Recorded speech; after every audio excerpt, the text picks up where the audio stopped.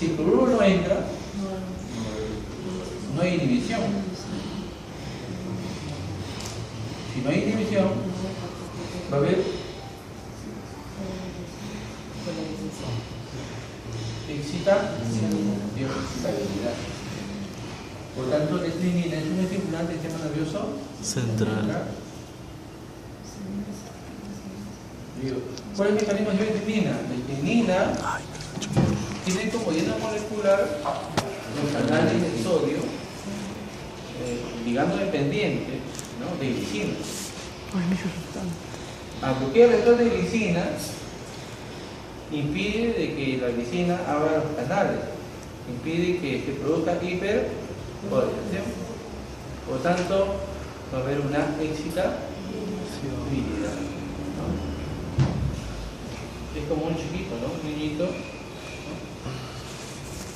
El niñito es excitable, ¿cierto? ¿Cómo lo frena?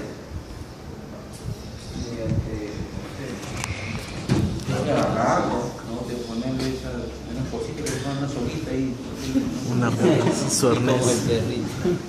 Sí, hay. Este freno tiene la glicina. La glicina es el freno, ¿cierto? Estoy frenando. Pero si los cuerpos, o sea, lo mismo colgado, ¿no? violación de la glicina, va a haber excitabilidad. ¿Cierto? Es una explicación, o sea, todo se entiende así, ¿no? Tiene una explicación lógica, ¿cierto? Entonces, la estrinina produce un efecto estimulante porque bloquea el receptor de glicina. ¿Qué quiere decir eso? Bueno, que al bloquear la glicina ya no puede abrir canales de cloruro. Si no está cloruro, no hay hiperpolarización.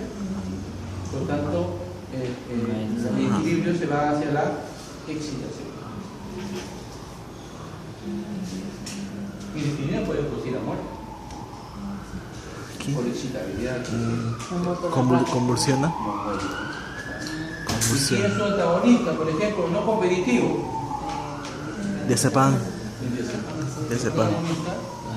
No competitivo. ¿Por qué? Porque los diazepam actúan sobre receptores de GABA. La estrinina actúa sobre receptores de glicina. Hay un antagonismo farmacológico no competitivo entre la estrinina y el diazepam. ¿Está claro eso?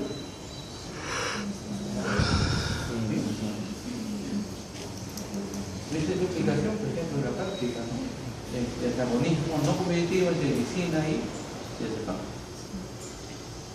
¿Sí? Y esa glicina actúa como un aminoácido ahí en esos canales. La glicina es un aminoácido. Por eso actúa bloqueando. Actúa como un agonista. Del GABA. No, abre. Agonista del GABA. El canal del cloruro es un canal ligando dependiente. Se abre cuando ese ligando se une a un sitio de la proteína. Se abre el canal. En ese caso, cuando hay glicina, se apertura el canal. Claro, la glicina es el agonista. La glicina es el agonista. Y la estrinina es el antagonista.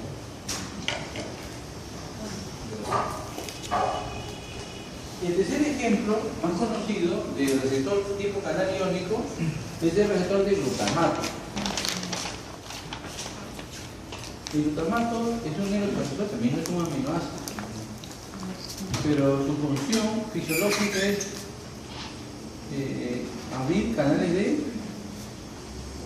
calcio y de sodio,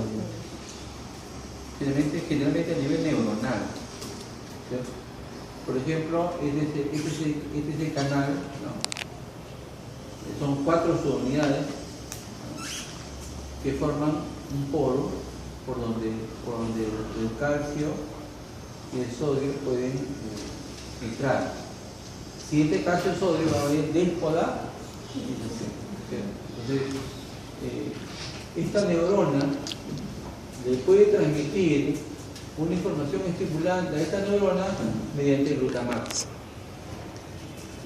Cuando el glutamato se libera de esta neurona, ¿no?, va a transmitirle una estimulación a esta neurona. Y lo hace mediante este receptor, que es un receptor de glutamato tipo NMDA, ¿no? Este receptor, miren, es un canal de sodio y potasio. calcio. Y la bonita es el glutamato. Cuando se une a su receptor, el canal se Abre. Si entra el sodio y calcio, la neurona se despolariza, por tanto va a transmitir. ¿Cierto? Si esto es excesivo, es decir, si hay mucha estimulación de esta neurona glutamatérgica, y si libera mucho glutamato, va a haber mucha excitabilidad. Demasiada excitabilidad. Por ejemplo, en la epilepsia hay mucha excitabilidad que puede llevar a convulsión. ¿Cierto? Entonces, desde ese punto de vista, hay fármacos como el ácido valproico, por ejemplo, o aproato, ¿no?, glutamato, ¿no?, que son antagonistas de este receptor.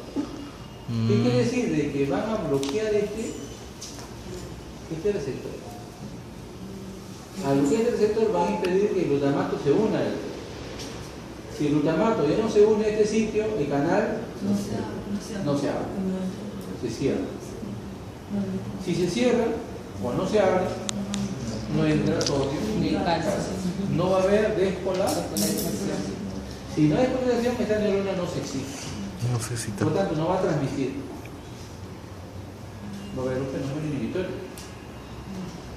Por ejemplo, el glutamato y el ácido valproico son fármacos antiepilépticos. Anticonvulsivos.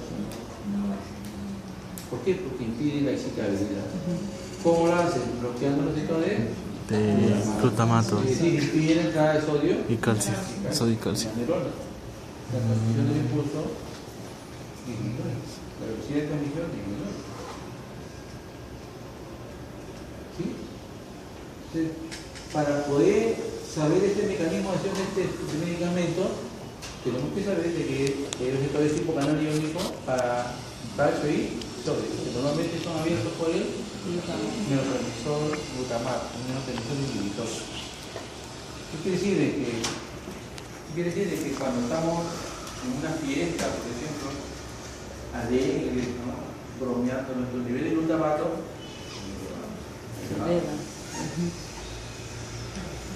pero cuando recordamos la mesura, el equilibrio te daba el glutamato. Tiene equilibrio.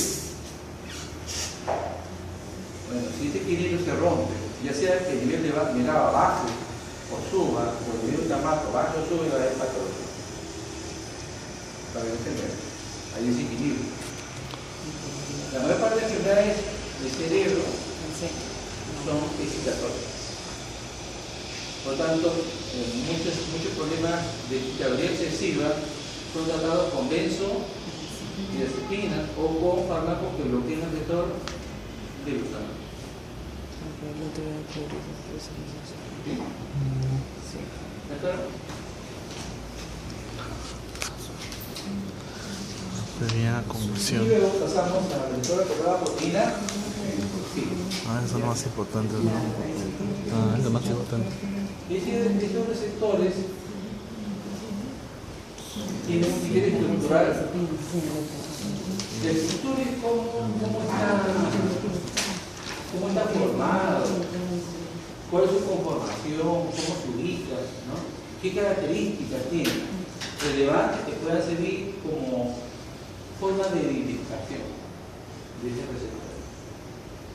Entonces también conforman una superfamilia de receptores de proteína, sí. Porque un criterio estructural es que tienen 7 pasos para la membrana. Por eso también le llaman familia de receptores de 7 pasos para la membrana. Ese es su criterio estructural. Y su tercera asa intracelular es grande y sirve de acoplamiento a la proteína. Sí. Además, el lugar generalmente la unión del ligando, es decir, del agonista, está entre la segunda y tercer paso con la membrana. Son algunos criterios estructurales. ¿Está claro? Criterios estructurales. Puedo recordar 3 o 4 características hasta más. Yo digo, bueno, yo veo esta estructura, ¿qué corresponde? Yo digo, bueno, ¿corresponde a qué? Los proyectores de membrana, los tipos canales, tienen 4 o 5 unidades. No puede ser. O sea, no son criterios estructurales, ¿cierto? Tiene 7 puntos de membrana. Eso es característico de los proyectores por baja proteína. La tercera intracelular es grande. Esto sí, también tiene que. El sitio de unión al ligando está entre el segundo y tercer paso de la también. O sea, son criterios estructurales que nos dicen de que pertenece, este receptor pertenece a receptores por baja proteína G. Desde el punto de vista estructural, ¿no? Como identificar, ¿no? Es como decir, ahí viene con una persona y yo, por la característica estructural, ¿no? De cabello, de la boca, del modo de andar, debe ser hermana de fulano. ¿Por qué? Porque cumple un criterio estructural, ¿cierto? ¿Sí? Se parece, puede cumplir un criterio estructural, ¿cierto? Eso es genético. Claro. Ya. Y luego viene el criterio transduccional, o sea, cómo funciona de forma general. Y luego pasaremos a cómo funciona de forma específica, ¿cierto? De forma general, primero. El criterio general de funcionamiento de estos receptores es el siguiente, ¿no? El receptor, ¿no? Tiene 7 pasos de membrana, tiene un sitio de unión al ligando o agonista, ¿cierto? Cuando este receptor se une a su agonista, eso induce a que una proteína adyacente, ¿no? Se estimule o se active, ¿no? Esa proteína la llaman proteína G. ¿Por qué le llaman proteína G? Porque tiene actividad enzimática de tipo GTPasa. Es decir, cede un fosfato o banda un fosfato, convirtiéndose de GDP a GTP, de GTP a GTP. Cuando gana un grupo fosfato, se activa. Y cuando pierde un grupo fosfato, se desactiva. Eso sucede cuando el fármaco o el agonista se une al receptor. En este caso, la proteína G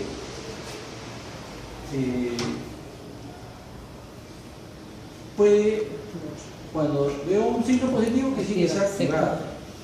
Cuando veo un signo negativo, que sí que sea inhibido. Además, hay una estructura llamada efector. Que cumple una función, una orden. Este efector generalmente es una enzima. Esta enzima, que puede activarse generalmente, o a veces inhibirse, ¿no? Cuando se activa este efector, se genera un segundo mensajero. Deducimos que el primer mensajero es el fármaco.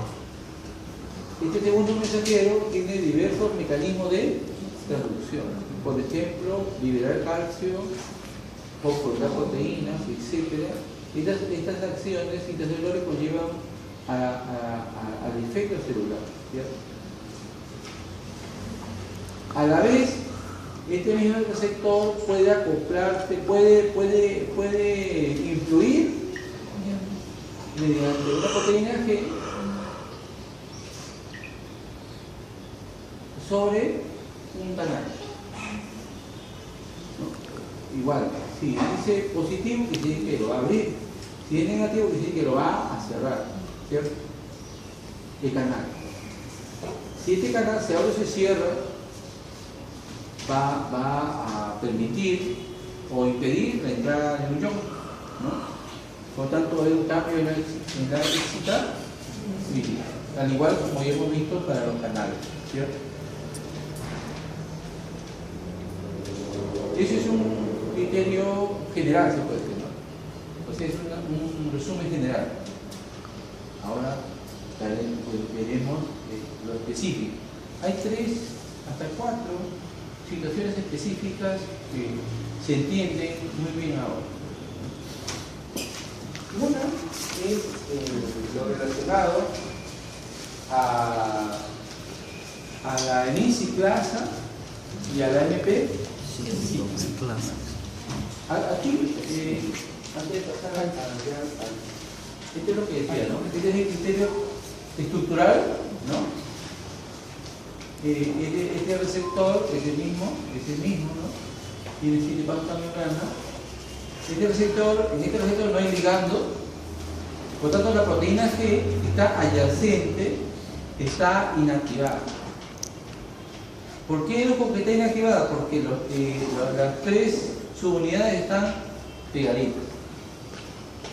La proteína G tiene 3 subunidades: alfa, beta y gamma. Que está, en este caso está en reposo o inactivada. También se deduce porque aquí la subunidad alfa ha perdido grupos fosfatos. Entonces todo eso me dice de que la proteína G está en reposo o desactivada, ¿cierto? Acá. ¿Está claro eso? Sí.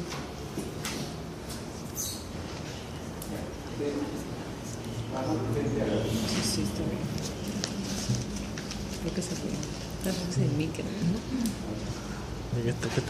Una de las vías más conocidas de estos receptores mucho drama tiene eso. de la enisiclasa o adenisiclasa AMP. O sea, muchas sustancias endógenas o fármacos exógenos, al activar esta vía, generan la formación de AMP cíclico.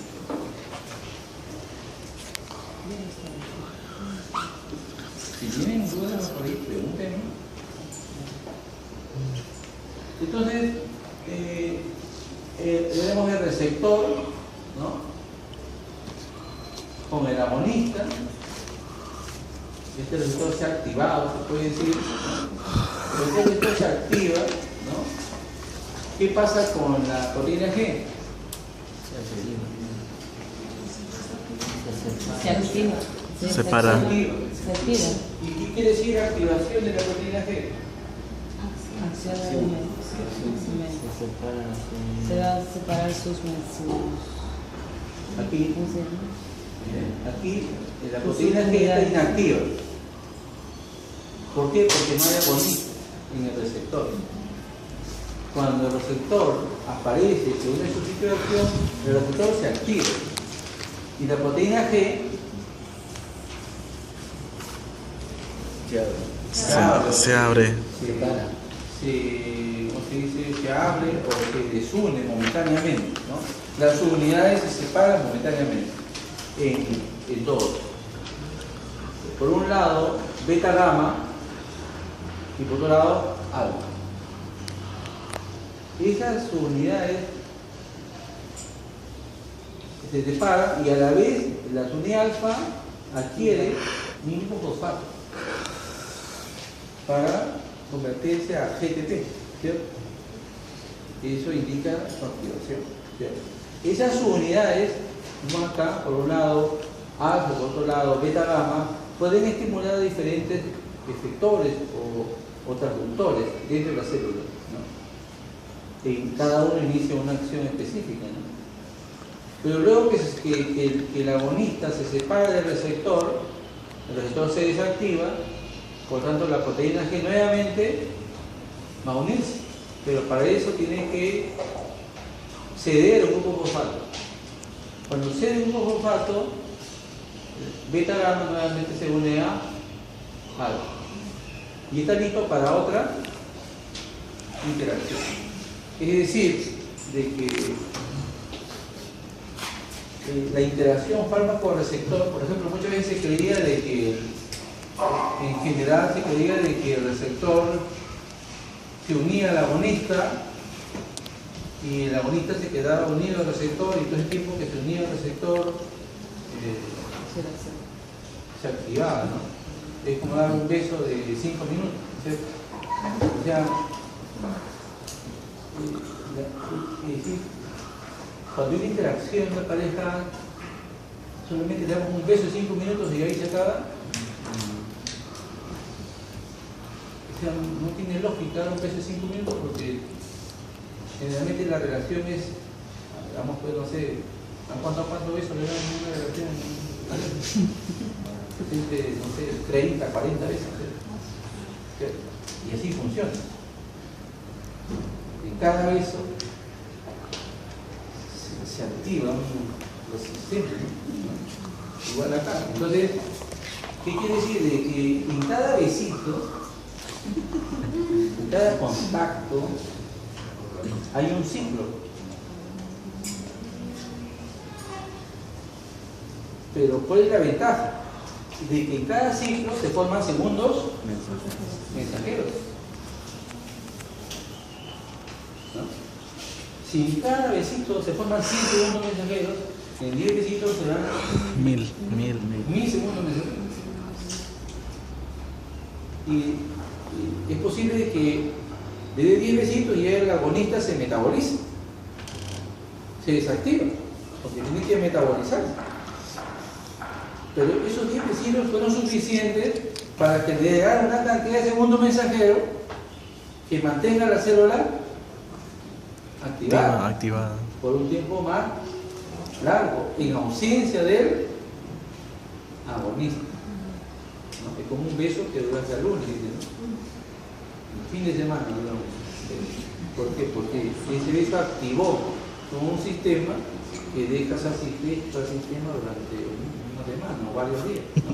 En ausencia del agonista. Y ahora que no está. Lo que sigue es el segundo mensajero, ¿cierto? ¿Por qué nos dura la felicidad varias horas? ¿No? Hemos quedado activados, ¿no? Hay sistemas que se han quedado activados, ¿cierto? Y la agonista ya no está. Eso más o menos se explica así. O sea, entonces no es que el agonista se quede pegado al receptor, sino que el agonista, vamos a ver que hay un receptor y hay como 100 agonistas que están ahí dando besitos. De repente viene la enzima, barra toda la agonista, pero ya en ese tiempo que ha interaccionado el receptor, se han formado segundos mensajeros. Y el segundo mensajero mantiene la actividad celular por un tiempo más largo. Es importante, sí, por eso es importante el ciclo de la proteína, que ¿no? permite que exista una amplificación de la respuesta. Se amplifica. Por ejemplo, hay rama ahora de que basta una molécula de toxina botulínica para matar una célula, por ejemplo. Se basta que una molécula de toxina botulínica estimule su receptor y esa célula muere. ¿Sí? Pero si comparamos pues la célula, es como lima. Y la toxina botulínica es una persona. Pero esa persona, si pone su receptor, mata solo, es como una bomba. Por mecanismos amplificadores que puede tener solamente la estimulación de un receptor. En eso se basa la amplificación de la respuesta, ¿no? De la célula. Entonces, eso tiene relación, obviamente, con lo que estamos haciendo. ¿Alguna pregunta? Es que de WhatsApp ya. Claro. Ahora, el AMP cíclico es un segundo mensajero bastante citado o mencionado para muchos fármacos. Muchos fármacos